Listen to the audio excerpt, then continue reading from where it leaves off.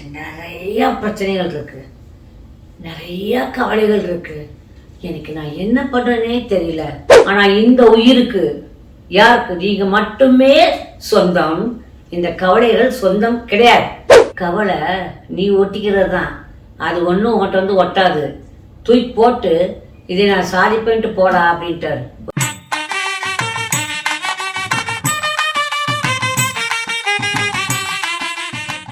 உரிச்சரணம். இதை கேட்கின்ற என் உயிர் கலந்த எனது ரேக்கி குழந்தைகள், என்னுடைய எல்லா அறிவான செல்லங்களும், இந்த உலக மக்களும் எல்லா விதமான நிம்மதியும் பெற்று நிம்மதியோடு வாழணும்னு சொல்லி இந்த அம்மா வேண்டிக்கிறேன். போதி தர்மா is a great man. I love போதி தர்மா like anything. போதி தர்மாவை பார்க்க ஒரு அரசன் வந்தான். அவன் சொன்னான், எனக்கு நிறையா பிரச்சனைகள் இருக்குது, நிறையா கவலைகள் இருக்குது. எனக்கு நான் என்ன பண்ணுறேனே தெரியல. எனக்கு எப்படியாவது தர்மரே நீங்கள் எனக்கு சரி பண்ணி கொடுக்கணும் அப்படின்னு சொன்னார். அதை ஓட நான் விரட்டிடுறேன். என்ன பண்ணுற, நான் குச்சியோடு ரெடியாக இருக்கிறேன், நாளைக்கு எல்லாத்தையும் என்கிட்ட எடுத்துக்கிட்டு வா அப்படின்னாரு. இவருக்கு கொஞ்சம் பயம், அரசருக்கு.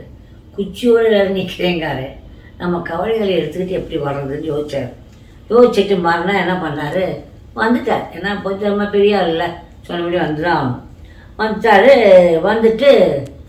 வந்து சொல்லு, ஒரு கவலையை நினைக்க நான் பார்க்குறேன் அப்படின்னாரு. நினச்சாலும் சொல்லு அப்படின்னாரு. இவர் அப்படியே கண்ணை முன்னாள் போதி தர்மா முன்னால் கவலைகள் எல்லாம் அப்படின்னு நினைக்க ஆரம்பித்தார். அது பாட்டுக்கு கிளியர் ஆகிட்டே இருந்துச்சு. அது மனசுக்குள்ளே படலை. ஒரு நிமிஷம் நீங்கள் அப்படி நினச்சி பாருங்கப்பா.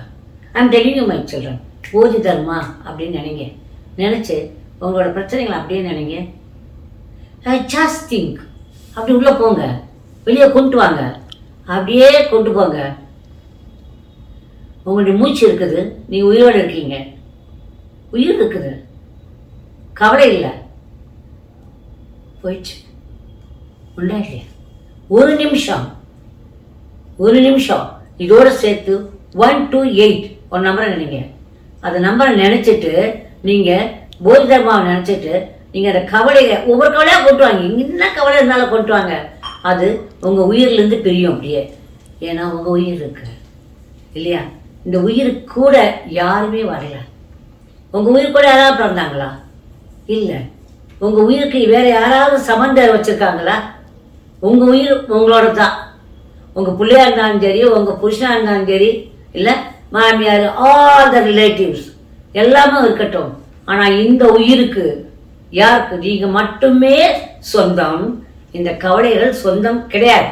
ஸோ நினச்சிங்கன்னா எல்லாம் உங்களை விட்டு ஓடும்.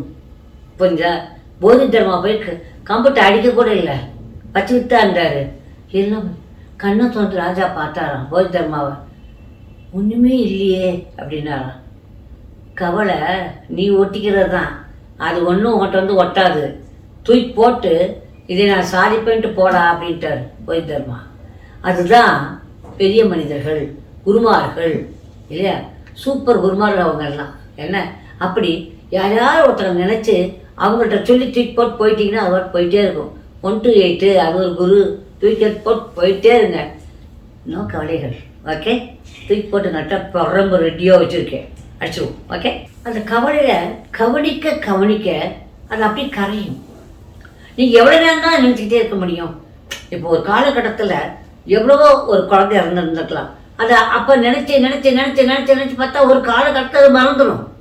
அதானே இயற்கை இல்லையா?